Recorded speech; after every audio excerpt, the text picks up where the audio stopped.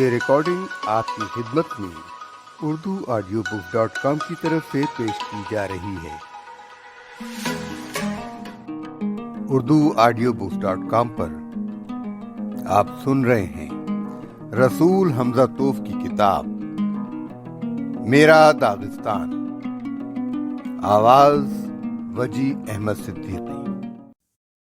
کتاب کی ہیئت اور انداز تحریر۔ نیام میں ہمہ وقت قید رہنے والے خنجر میں آب باقی نہیں رہتی۔ بستر پر ہمہ وقت سونے والا سوار اپنی چستی اور پھرتیلا پن کھو بیٹھتا ہے۔ ایک خنجر پر نقش تحریر۔ میں نے سوئی میں دھاگا ڈال لیا ہے، لیکن کس طرح کا کوٹ تیار کروں گا؟ میں نے پہندار کے تار کس لیے ہیں، لیکن کس طرح کا گیت میں گاؤں گا؟ میرے بے قرار اور وفادار گھوڑے کی نالیں اچھی طرح جڑی ہوئی ہیں۔ مزید اطمینان کے لیے میں نے گھوڑے کی ایک ایک ٹاپ دیکھ لی ہے، ایک ایک نال کا جائزہ لے لیا ہے۔ میں نے اس پر زین رکھی ہے اور زیر بند کس دیا ہے، اور اس طرح کس دیا ہے کہ تسمے کے اندر انگلی کا جانا بھی مشکل ہے۔ جی ہاں، میرے گھوڑے پر اچھی طرح اور پوری احتیاط کے ساتھ زین کسی جا چکی ہے۔ ابا سے ملتے جلتے ایک بزرگ نے میرے ہاتھوں میں باغ تھما دی ہے۔ ایک چھوٹی سی لڑکی نے، جس کی آنکھوں میں شرارت مچل رہی ہے، مجھے چابک پکڑا دیا ہے۔ پڑوس کے مکان سے ایک پہاڑی دوشیزہ پانی سے بھرا گھڑا اٹھائے باہر آئی ہے۔ سفر پر جانے والے کو خیر بات کہنے کا یہ روایتی انداز ہے۔ گاؤں سے گھوڑا باہر نکالتے ہوئے راستے میں مجھے جو بھی ملتا ہے وہ ایک طرف ہٹ کر کھڑا ہو جاتا ہے اور مجھے خدا حافظ کہتا ہے۔ گاؤں کے آخری کونے پر ایک اور دوشیزہ ایک جلتا ہوا چراغ لا کر کھڑکی پر رکھ دیتی ہے، جیسے کہہ رہی ہو، یاد رکھنا اس کھڑکی کو اور اس چراغ کو، یہ اس وقت تک جلتا رہے گا جب تک تم واپس نہ آؤ گے۔ تم دیس بدیس پھرتے رہو گے، طوفان خیز موسموں کی طویل راتیں آتی جاتی رہیں گی، لیکن یہ چراغ اتاہ تاریکی میں روشنی بکھیرتا برسوں تمہارا انتظار کرتا رہے گا۔ اور جب تم سفر سے تھکے ماندے گھر لوٹو گے اور گاؤں کے قریب پہنچو گے تو سب سے پہلے یہی جلتا ہوا چراغ تمہارا خیر مقدم کرے گا۔ یاد رکھنا اس کھڑکی کو اور اس چراغ کو۔ میں اپنے گاؤں پر آخری نظر ڈالنے کے لیے مڑتا ہوں۔ مجھے اپنے گھر کی چھت پر ماں کھڑی دکھائی دیتی ہے۔ وہ سیدھی کھڑی ہے اور تنہا تنہا سی لگ رہی ہے۔ اس کا ہیولا دم بدم سکڑتا جا رہا ہے اور پھر اس کی صورت چھپ جاتی ہے۔ بس یوں لگتا ہے جیسے چھت کے افقی پس منظر میں ایک عمودی خط کھینچا ہوا ہو۔ پھر سڑک پر ایک اور موڑ آتا ہے اور ایک پہاڑ اس منظر کو میری نگاہوں سے دور کر دیتا ہے۔ اب میں پیچھے مڑ کر دیکھتا ہوں تو پہاڑوں کے سوا کچھ نظر نہیں آتا۔ میرے آگے بھی ایک پہاڑ ہے، مگر میں جانتا ہوں کہ اس کے پیچھے ایک وسیع و عریض دنیا موجود ہے۔ دوسرے دیہات ہیں، سمندر ہیں، چھوٹے اور بڑے شہر ہیں، ریلوے اسٹیشن ہیں، ہوائی اڈے اور کتابیں ہیں۔ میرے داغستان کی پتھریلی سڑکوں پر میرا گھوڑا دوڑ رہا ہے۔ پہاڑوں میں اس کی ٹاپوں کی آواز گونج رہی ہے۔ سر پر پہاڑوں سے گرا آسمان ہے، جو کبھی سورج کی روشنی سے چمک اٹھتا ہے، کبھی ستاروں کی چادر تان لیتا ہے، کبھی بادلوں میں ڈوب جاتا ہے اور کبھی پانی انڈیلنے لگتا ہے۔ ٹھہر جائے ایک ذرا میرے بے قرار سمند، بس ایک بار مجھے مڑ کے دیکھ لینے دے۔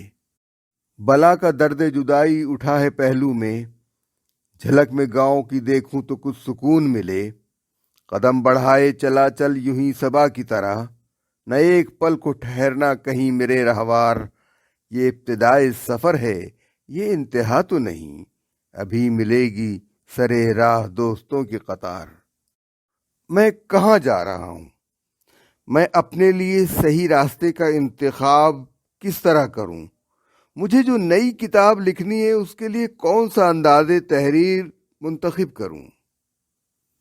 اپنی نوٹ بک سے اب داغستان کے نوجوان اپنا لباس نہیں پہنتے، وہ بھی ماسکو، تبلیسی، تاشقند، دوشنبے یا منسک کے نوجوان کی طرح کوٹ پتلون، عام قسم کی قمیص اور لباس استعمال کرتے ہیں۔ ان دنوں ہمارا قومی لباس اگر کوئی پہنتا ہے تو وہ ہیں داغستانی ناچ گانے کی منڈلیوں کے فنکار، یا پھر شادی بیاہ کے موقع پر کسی محفل میں قومی لباس پہنے کوئی آدمی دکھائی دے جاتا ہے۔ کبھی کبھی کسی کا جی چاہتا ہے کہ قومی لباس پہنا جائے تو یا تو اسے کسی دوست سے مانگنا پڑتا ہے یا پھر کہیں سے کرائے پر لینا پڑتا ہے، کیونکہ اس کے پاس اس قسم کا لباس باقی نہیں رہا۔ غرض یہ کہ ہمارا قومی لباس غائب ہو رہا ہے، بلکہ یہ کہنا زیادہ صحیح ہوگا کہ تقریباً غائب ہو چکا ہے۔ خیر، یہ تو کوئی بات نہیں، قلق اس کا ہے کہ بعض شعراء بھی قومی اسلوب کو طلاق دے چکے ہیں اور اس پر فخر بھی کرتے ہیں۔ جہاں تک یورپی طرز کے لباس پہننے کا سوال ہے، میں بھی ابا کے پہاڑی کوٹ کی جگہ اسی کو استعمال کرتا ہوں، لیکن مجھے یہ پسند نہیں کہ میرے اشعار بھی ایسی پھیکی پوشاک پہنے جو ہماری روایات سے مختلف ہو۔ میں اپنی شاعری کو داغستان کے قومی لباس میں ہی ملبوس رکھنا چاہتا ہوں۔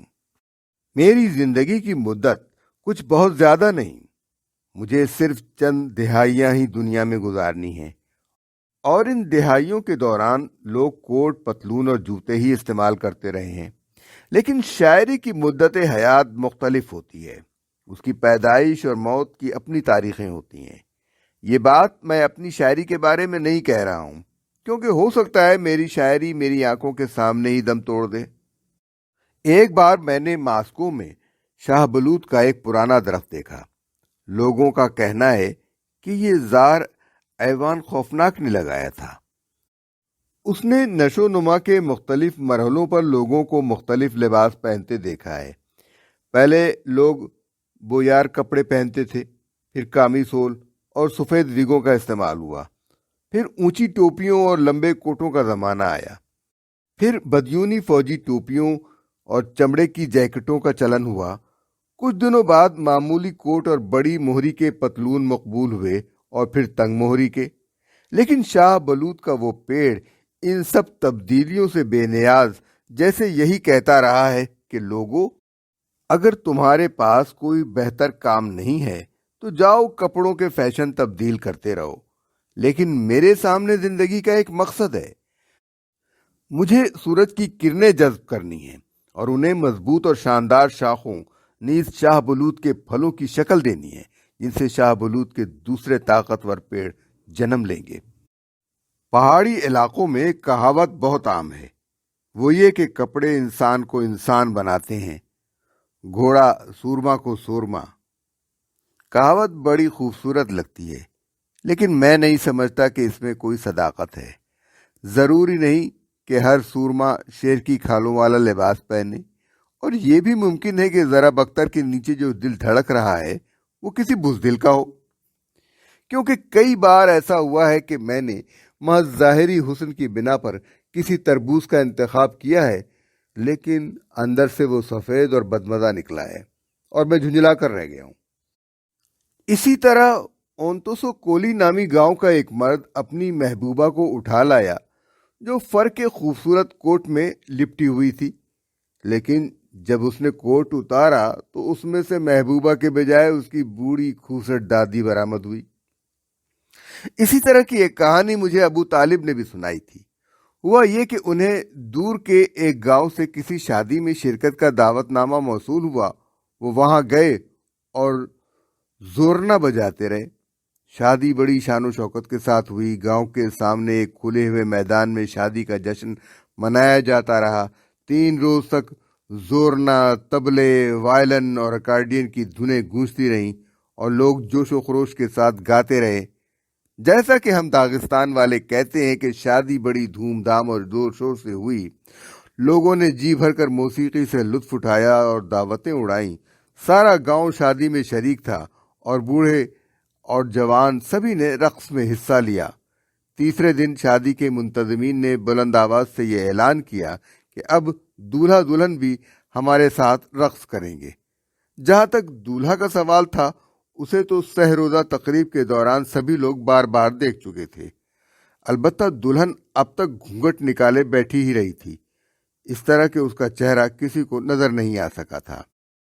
سہ روزہ تقریب کے دوران ابو طالب نے کئی بار اس کی جانب دیکھا تھا، جس کے لباس عروسی کی رنگا رنگی کے آگے قفقاز کی شاعری کے شائع شدہ گلدستے کا دلکش اور خوبصورت سرورق بھی بے کیف محسوس ہوتا تھا۔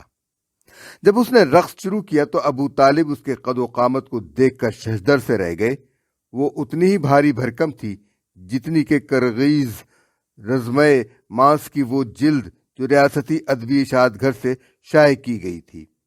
پھر وہ موقع آنے لگا جب دلہن اپنا گھونگھٹ اٹھانے والی تھی، لوگوں کے دلوں میں توقعات کی ایک سنسنی خیز لہر دوڑ گئی۔ ابو طالب بھی کھڑے ہو گئے اور ایک لمحے کے لیے یوں لگا جیسے لوگوں کی سانس رک گئی ہو۔ آخر گھونگھٹ ہٹا اور وہ گھڑی آ گئی جس کا سب کو پچھلے 3 دنوں سے انتظار تھا۔ دلہن کی آنکھوں کی ایک پتلی ہنزا کی طرف تھی تو دوسری بولتیخ کی طرف۔ آنکھوں کے نیچے ایک دوسرے سے مختلف سمت دیکھتی تھی۔ ایک بہت لمبی ناک تھی، اسے جیسے چہرے پر چپکا دیا گیا ہو۔ ابو طالب کا دل اتنا کھٹا ہو گیا کہ انہیں زور نہ بجانا یا کھانا کھانا بھی دوبھر محسوس ہونے لگا۔ وہ اٹھے اور شادی کی محفل چھوڑ کر اپنے گاؤں واپس آ گئے۔ میرے خیال میں ابو طالب نے کہانی بیان کرنے میں کچھ مبالغے سے کام لیا ہے۔ پھر بھی کتاب اگر اچھی نہیں تو اس کا خوبصورت ڈیزائن بھی اس کے کام نہیں آ سکتا۔ یہاں بھی مناسب جائزے کے لیے نقاب الٹنا ضروری ہے، کیونکہ ایک زمانے میں پہاڑی علاقوں میں عورتوں کی حیثیت اور ان کی جانب مردوں کا رویہ اہم ترین اور اصولی مسئلہ بن گیا تھا۔ اس زمانے میں کوئی شوہر ایک پل کے لیے یہ جرت نہیں کر سکتا تھا کہ بیوی کی کسی بات کی تردید کرے۔ معمولی سی گھریلو کشمکش کی بنا پر بھی شوہر کو پارٹی کی ضلع کمیٹی کے سامنے طلب کر لیا جاتا اور اس کی سرزنش کی جاتی۔ معاملات کو ٹھیک رکھنے کے لیے ضلع کمیٹی کے پورے عملے سے جواب طلب کیا جاتا۔ اس زمانے میں پہاڑی عورتوں کی کانفرنسیں لگاتار ہوتی رہتیں اور ان میں اتنی لمبی لمبی تقریریں ہوتی جتنی مجموعی طور پر تمام کانگریسوں میں بھی نہ ہوتی ہوں گی۔ اسی زمانے میں ایک قد آور عورت نے اتوار کو لگنے والے بازاروں میں مسلسل آنا شروع کر دیا۔ وہ بازار میں آتی اور ممنوع اشیاء کھلے بندوں فروخت کرتی۔ ملیشیا کے سپاہی کی ہمت نہ پڑتی کہ اس پر ہاتھ ڈالے۔ اسے ڈر لگا رہتا کہ کہیں پہاڑی عورتوں کی آزادی اور مساوات پر دستدرازی کے جرم میں ماخوذ نہ ہو جائے۔ تیسرے اتوار کو بھی جب یہ سلسلہ جاری رہا تو اس نے ڈرتے ڈرتے اسے تنبیہ کی اور 5ویں اتوار کو بڑی ہمت کر کے اس نے بیوپاری عورت کو اپنے ہمراہ تھانے چلنے کا حکم دیا۔ جب وہ اسے لے کر سڑکوں سے گزرا تو لوگ اس کی جرت پر ششدر رہ گئے۔ اس کی جانب انگلیاں اٹھنے لگیں کہ اس نے اتنی ہمت دکھائی کہ پہاڑی علاقوں کی ایک آزاد اور نجات یافتہ عورت کو گرفتار کر لیا تھا۔ بھرے بازار میں وہ ٹھیک سے عورت کا جائزہ نہ لے سکا تھا، لیکن اب اسے جو دیکھنے کا موقع ملا تو کچھ عجیب سی چیزیں نظر آئیں۔ مثلاً اسکرٹ کے نیچے عورت کے جوتوں پر نظر پڑی جن میں نزاکت کے بجائے مردوں کے جوتوں جیسا بھاری پن تھا۔ معاملہ کچھ گڑبڑ ضرور ہے، اس نے سوچا اور عورت کے چہرے سے نقاب الٹ دیا۔ اس کے سامنے ایک بدماش مرد کا چہرہ تھا، خوفناک آنکھوں اور نوکدار مونچھوں کا حامل چہرہ، جو اس طرح لگ رہی تھی جیسے کسی پہاڑی پر اگنے والی جھاڑیوں کے کالے نوکدار کانٹے۔ بعض فنکار بھی جن کے پاس اپنی جگہ بنانے کی نہ صلاحیت ہوتی ہے نہ استقلال اور وقار، اپنی تخیل کی مفلسی کو شاندار الفاظ اور دلفریب ملمہ سازی کے پردوں میں چھپانے کی کوشش کرتے ہیں، لیکن جب پیٹ خالی ہو تو کج کلاہی سے کیا حاصل۔ اسی طرح آپ کے پاس لکڑی کا کتنا ہی خوبصورت خنجر کیوں نہ ہو، آپ اس سے ایک چوزے کو بھی حلال نہیں کر سکتے۔ بہت ہوا تو یہ کر سکتے ہیں کہ لگاتار برسنے والے پانی کی دھار کاٹ دیں۔ اس طرح گڈے گڑیے کا بیاہ کر دیا جائے تو بچوں کی پیدائش کا سلسلہ نہیں شروع ہو سکتا۔ اس طرح ختنے کے وقت بچے کو ہنس کا پر دکھایا جاتا ہے، یہ محض اس لیے کیا جاتا ہے کہ اس کی توجہ دوسری طرف مبذول ہو جائے، لیکن ہنس کے پر سے ختنہ تو نہیں کیا جا سکتا، اس کے لیے تو تیز دھار والے استرے کی ضرورت ہوتی ہے۔ بہرنو قاری بچے تو نہیں ہوتے کہ ان کو بہکایا بہلایا جا سکے یا چکمہ دیا جا سکے۔ اسی طرح میں کوئی ایسا اداکار نہیں ہوں جو ایک منقش اور مرصع نیام میں دفتی کا خنجر لیے پھرتا ہو۔ یقیناً نیام بھی ضروری ہے، کیونکہ اس کے بغیر دھار پر زنگ لگ جائے گی، اور نیام کا خوبصورت ہونا ہی خوش ذوقی کا ثبوت ہے۔ یقیناً جب کوئی قفقاز کا شہ سوار لوٹ کا مال لے کر لوٹتا تو اس کی بیوی اس کے گھوڑے کی گردن میں خوبصورت ریشمی رومال باندھ دیتی تھی۔ یقیناً انتہائی گہرے خیالات کے لیے کھردری اور بے کیف زبان ایسی ہی ہے جیسے بھیڑیے کے سامنے میمنہ۔ اور یقیناً اگر سڑک خراب ہے تو مضبوط ترین یکے کے بھی انجر پنجر ڈھیلے ہو جائیں گے، اور یہی نہیں، یہ بھی ممکن ہے کہ وہ کسی گہرے کھڈ میں گر جائے۔ یقیناً کسی گدھے کی کاٹھی کسی گھوڑے کے لیے موزوں نہیں ہو سکتی، اسی طرح کسی اچھی نسل کے گھوڑے کی زین کسی گدھے پر پھب نہیں سکتی۔ اس سلسلے میں آپ کو بلخار کے ایک باشندے اور اس کے مریل گھوڑے کی کہانی سنانا چاہتا ہوں۔ بلخار کے ایک باشندے اور اس کے مریل گھوڑے کی کہانی۔ ہوا یوں کہ بلخار میں رہنے والے ایک آدمی نے اپنے مریل گھوڑے پر مٹی کے برتن، آب خورے اور گھڑے لادے اور پاس کے دیہاتوں میں انہیں بیچنے نکل کھڑا ہوا۔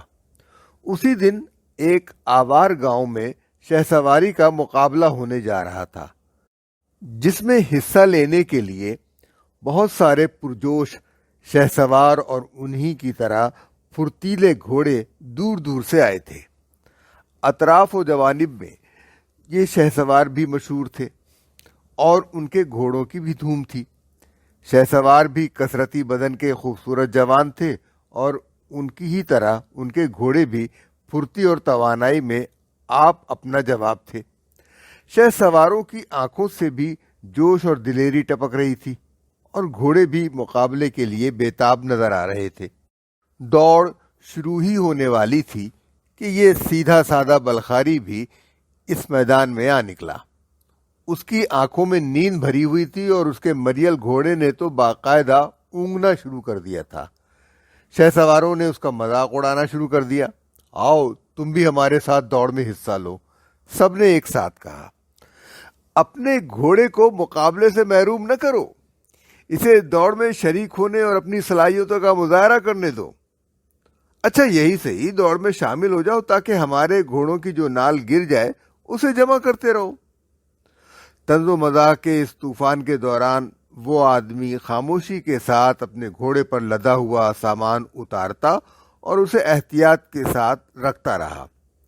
اس نے خاموشی کے ساتھ سامان ایک طرف رکھا، آہستگی کے ساتھ اپنے گھوڑے پر بیٹھا اور شہ سواروں کی صف میں آ کھڑا ہوا۔ دوسرے گھوڑے پیر پٹک رہے تھے، ہنہنا رہے تھے اور جوش و خروش کے ساتھ اچھل کود رہے تھے، لیکن بلخاری کا مریل گھوڑا اپنی جگہ اسی طرح کھڑا اونگ رہا تھا اور اس کا سر کچھ اور جھک گیا تھا۔ دوڑ شروع ہوئی۔ شہ سواروں کے گھوڑے بجلی کی رفتار سے لپکتے ہوئے آگے بڑھے۔ پورا میدان گرد و غبار میں ڈوب گیا۔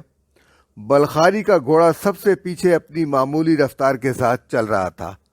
دوڑ کا پہلا چکر پورا ہوا، پھر دوسرا اور پھر تیسرا۔ اب شہ سواروں کے گھوڑے تھکے تھکے نظر آنے لگے، ان کے منہ سے جھاگ بہہ رہا تھا اور تپتی ہوئی زمین پر گر رہا تھا۔ یوں لگ رہا تھا جیسے ان کے پاؤں سن ہوتے جا رہے ہوں۔ اب ان میں وہ برق رفتاری بھی باقی نہیں رہ گئی تھی۔ گھڑ سوار بڑی بے رحمی کے ساتھ چابک چلا رہے تھے اور ایڑ لگا رہے تھے، مگر کوئی اثر نہیں ہو رہا تھا۔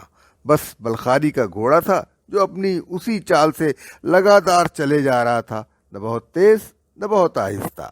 پہلے یہ گھوڑا سب سے پچھلے گھوڑے کے برابر آیا، پھر اس نے درمیانی قطار کو جا لیا اور پھر گھوڑوں کی اگلی قطار کے ساتھ چلنے لگا۔ 10ویں چکر میں جو آخری چکر تھا وہ سب سے آگے تھا۔ فتح کا رومال اس کی گردن میں باندھ دیا گیا۔ اس کا مالک اسی سنجیدگی اور خاموشی کے ساتھ وہاں پہنچا جہاں اس نے برتن اتارے تھے، دوبارہ اپنے مریل گھوڑے پر برتن لادے اور اپنی راہ لی۔ اس طرح کے واقعے گھڑ دوڑ کے میدان کے مقابلے سے ادب کے میدان میں کہیں زیادہ پیش آتے رہتے ہیں۔ اپنی نوٹ بک سے آسانی سے لکھے جانے والے اشعار کبھی کبھی خاصی دقت سے پڑھے جاتے ہیں۔ دوسری طرف ایسے اشعار اکثر آسانی سے پڑھ لیے جاتے ہیں جنہیں لکھنے میں خاصی پریشانی کا سامنا کرنا پڑا ہو۔ ہیئت اور مواد میں وہی رشتہ ہے جو لباس اور لباس پہننے والے میں ہوتا ہے۔ اگر کوئی آدمی نیک، ہوشیار اور اعلیٰ کردار کا حامل ہے تو وہ ایسے لباس کیوں نہ پہنے جو اس کے شایان شان ہو۔ اگر کوئی خوبصورت چہرے کا مالک ہے تو اس کے خیالات بھی چہرے کی طرح خوبصورت کیوں نہ ہوں۔ اکثر و بیشتر ایسا ہوتا ہے کہ دلربا اور خوبصورت عورتیں ذہانت سے محروم ہوتی ہیں اور ذہین اور ہوشیار عورتیں خوبصورتی سے۔ کسی فن پارے پر بھی یہ بات صادق آ سکتی ہے، لیکن بعض ایسی خوش نصیب عورتیں بھی ہوتی ہیں جن کے پاس ظاہری حسن بھی ہوتا ہے اور ذہن کی تیزی اور نفاست بھی۔ یہی بات ان کتابوں پر بھی صادق آتی ہے جن کے لکھنے والے حقیقی معنوں میں باصلاحیت ہوتے ہیں۔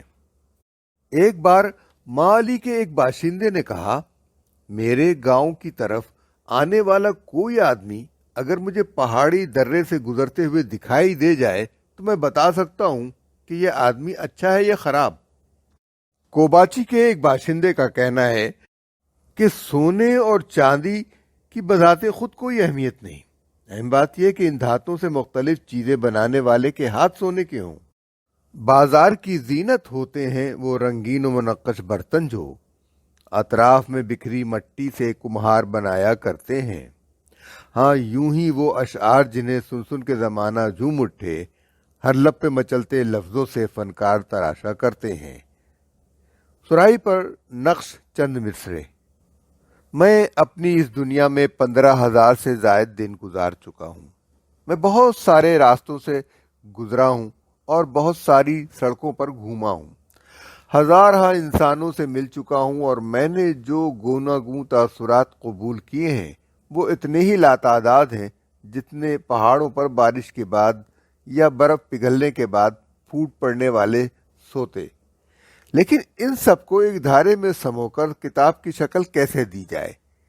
ایسی کتاب کا لکھنا ایسا ہی ہے جیسے کسی وادی میں گہرے اور چوڑے چکلے دریا کے لیے راہ بنانا، اور محض اتنا بھی کافی نہیں، اصل کام تو یہ ہے کہ پہاڑ سے پھوٹنے والے تمام سوتوں کا رخ اس دریا کی طرف موڑا جائے تاکہ سب مل کر ایک زبردست دھارے کی شکل میں آگے بڑھے۔ میں یہ کام کس طرح انجام دوں؟ عرفان حیات کے علاوہ اس کام کے لیے اور کن کن علوم کی واقفیت ضروری ہے؟ غالباً نظریہ ادب کی، لیکن شاعر کو اس بارے میں سوچنے سے کہ اشعار کیسے لکھے جائیں کہیں زیادہ زور خود شعر کی تخلیق پر دینا چاہیے۔ دراصل میں کہنا یہ چاہتا ہوں کہ نہ میرا کوئی خاص دبستان شاعری ہے اور نہ ہی پسندیدہ رجحانات۔ البتہ کچھ ایسے ادیب، فنکار اور استاد ضرور ہیں جنہیں میں پسند کرتا ہوں اور جن کی قدر کرتا ہوں۔ اپنی نوٹ بک سے ادارہ ادب میں امتحان کے دوران ایک آوار طالب علم سے سوال کیا گیا کہ حقیقت نگاری اور رومانیت میں کیا فرق ہے۔ غالباً اس طالب علم نے اس موضوع پر کوئی کتاب نہیں پڑھی تھی، مگر جواب تو دینا ہی تھا۔ تھوڑی دیر تک وہ سوچتا رہا اور پھر اس نے ممتحن پروفیسر کو جواب دیا، عقاب کو عقاب کہنا حقیقت نگاری ہے اور کسی مرغ کو عقاب کہنا رومانیت۔ پروفیسر صاحب ہنس دیے اور طالب علم کو پاس کر دیا۔ جہاں تک میرا سوال ہے، میں نے ہمیشہ گھوڑے کو گھوڑا اور گدھے کو گدھا، مرغ کو مرغ اور انسان کو انسان ہی کہنے کی کوشش کی ہے۔ اپنی نوٹ بک سے مشہور ادیب رابندر ناتھ ٹیگور کے ایک بھائی بھی تھے جو ہندوستانی ادب کے بنگالی مدرسے فکر کے پیرو تھے، جبکہ ٹیگور بذات خود ایک مدرسہ فکر، ایک رجحان اور ایک تحریک کی حیثیت رکھتے تھے۔ دونوں بھائیوں میں یہی فرق تھا۔ بات یہ ہے کہ رابندر ناتھ ٹیگور کی روح میں ایک پرندے نے جنم لیا تھا جو خالص ان کا پرندہ تھا، دوسرے پرندوں سے قطعی مختلف۔ اس سے پہلے اس طرح کے کسی پرندے کا کوئی وجود نہ تھا، اور اسی لیے جب انہوں نے اسے ادب کے میدان میں آزاد کیا تو دنیا پکار اٹھی کہ یہ ٹیگور اور صرف ٹیگور کا پرندہ ہے۔ اگر کوئی فنکار اپنی روح میں پرورش پانے والے پرندے کو آزاد کرے اور وہ اپنی طرح کے پرندوں کے جھنڈ کا ایک حصہ بن جائے تو اسے فنکار نہیں کہا جا سکتا۔ اس کے معنی یہ ہے کہ اس نے جو پرندہ خلق کیا ہے وہ اس کا پرندہ نہیں، انوکھا اور ہوش ربا پرندہ، بلکہ ایک عام چڑیا ہے جسے چڑیوں کے کسی جھنڈ میں پہچانا نہیں جا سکتا۔ ہو سکتا ہے یہ چڑیا بھی من موہنی ہوں، لیکن ہے تو معمولی چڑیا جن میں کوئی خاص بات نہیں۔ انسان کو لازمی طور پر ایک گھر اور ایک چولہا چاہیے جس میں وہ آگ جلا کر اپنی بھوک مٹا سکے۔ کسی اور کے گھوڑے پر سواری کرنے والے کو دیر یا سویر گھوڑے سے اترنا اور اسے اصلی مالک کے حوالے کرنا ہی پڑے گا۔ اسی لیے کسی اور کے خیالات کا سہارا نہیں لینا چاہیے، بلکہ اپنے آپ میں خیالات و تصورات کو جنم دینے کی صلاحیت پیدا کرنی چاہیے۔ یہاں میں ذرا جرت سے کام لینا چاہتا ہوں۔ میں کہنا چاہتا ہوں کہ ادب ایک ساز ہے اور ادیب وہ تار جو اس سے منسلک ہوتے ہیں۔ ہر تار اپنی ایک الگ آواز رکھتا ہے، لیکن جب سب تار اکٹھے چھیڑ دیے جائیں تو ان سے موسیقی جنم لیتی ہے۔ آوار لوگ ایک ساز پینڈر استعمال کرتے ہیں، اس میں صرف 2 تار ہوتے ہیں۔ ابا کے بارے میں البتہ کہا جاتا ہے کہ انہوں نے آوار ادب کے پینڈر میں ایک تیسرے تار کا اضافہ کیا۔ میری بھی خواہش ہے کہ میرے پاس بھی ایک آواز موجود ہو جو دوسروں سے مختلف ہو۔ میں اس قدیم آوار ساز میں ایک اور تار کے اضافے کا باعث بننا چاہتا ہوں۔ میں اس طرح کا شکاری نہیں بننا چاہتا جو بازار میں ہرن کا مردہ جسم خرید کر گھر لاتے ہیں اور لوگوں کو بتاتے ہیں کہ خود انہوں نے اس ہرن کو شکار کیا ہے۔ کبھی کبھی ایسا بھی ہوتا ہے کہ افواہ سنتے ہی کسی شکاری نے کسی گھاٹی میں ایک بڑے جنگلی بھینسے کا شکار کیا ہے۔ دوسرے شکاری اس گھاٹی کی طرف دوڑ پڑتے ہیں۔ اسی درمیان پہلا شکاری کسی اور جگہ کسی بھالو کو شکار کر چکا ہوتا ہے، اور جس وقت دوسرے شکاری اس جگہ پہنچتے ہیں جہاں بھالو شکار کیا گیا تھا، شاطر شکاری کسی اور گھاٹی میں کسی برفانی چیتے کو موت کے گھاٹ اتار چکا ہوتا ہے۔ سوال یہ پیدا ہوتا ہے کہ ان میں حقیقتاً شکاری کون ہے؟ وہ جو اپنا شکار خود تلاش کرتا ہے یا وہ جو اس کے نقش قدم پر بھاگتے رہتے ہیں؟ اس قسم کے لوگ کسی کے مارے ہوئے شکار کو چرا لینے میں بھی ہچکچاہٹ محسوس نہیں کرتے۔ ان کے بارے میں سوچتے ہوئے مجھے بعض ادیب یاد آ جاتے ہیں۔ مثلاً کسی کو میرے ایک شناسا جیسا رویہ اختیار نہیں کرنا چاہیے جس نے کورنئی چوکوفسکی سے ملاقات کے بعد کچھ اس طرح کا انداز اختیار کیا جیسے وہ ابو طالب کو جانتا ہی نہ ہو۔ کسی ایسی ندی کو جو سمندر تک پہنچ چکی ہو اور لامحدود نیلی وسعتوں سے ہمکنار ہو چکی ہو، پہاڑوں کی گود میں واقع اس معمولی سوتے کو فراموش نہیں کرنا چاہیے جس نے اسے جنم دیا ہے، اور نہ ہی اس طویل تنگ پتھریلے اور ناہموار راستے کو بھولنا چاہیے جسے یہاں تک پہنچنے کے سلسلے میں اس کو طے کرنا پڑا ہے۔ بے شک میں بھی پہاڑی ندی کی طرح ہوں۔ میں اس سرچشمے کو پیار کرتا ہوں جس نے مجھے جنم دیا ہے، اور اس پتھریلے راستے کو بھی جس سے میں گزرا ہوں۔ مجھے دھند میں لپٹی وہ گھاٹیاں پیاری ہیں جن میں میں بہہ چکا ہوں، وہ چٹانیں پیاری ہیں جن سے میں آبشاروں کی صورت میں نیچے گرا ہوں، اور وہ نچلے پرسکون میدان پیارے ہیں جہاں پہنچ کر میں نے وسعت اور گہرائی حاصل کی ہے، اور شفاف آئینے کی طرح ارد گرد کی پہاڑیوں، نیلے آسمان اور اس پر جگمگاتے ستاروں کے عکس کو اپنے سینے سے لگایا ہے، اور پھر وہ پانی آگے بہتا جاتا ہے، کبھی آہستہ روی سے تو کبھی تندی و تیزی کے ساتھ۔ لیکن میں یہ نہیں کہوں گا کہ وہ گھاٹیاں ہی میرے لیے کافی ہیں۔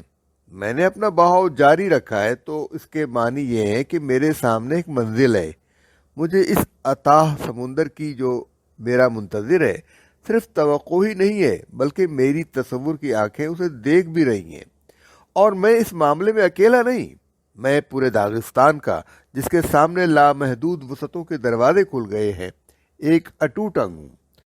ان تمام برسوں کے دوران ہمارے قبرستانوں کی 4 دیواریاں ہی وسیع نہیں ہوئی ہیں، بلکہ زندگی اور دنیا کے بارے میں ہمارے تصور کی حدوں کو بھی وسعت حاصل ہوئی ہے۔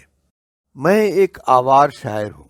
لیکن میرے دل کی گہرائیوں میں شہری ذمہ داری کا جو احساس ہے وہ نہ صرف آوارستان تک محدود ہے، نہ پورے داغستان تک، اور نہ ہی سارے ملک تک۔ میں خود کو پورے کرۂ ارض کے سامنے جواب دہ محسوس کرتا ہوں۔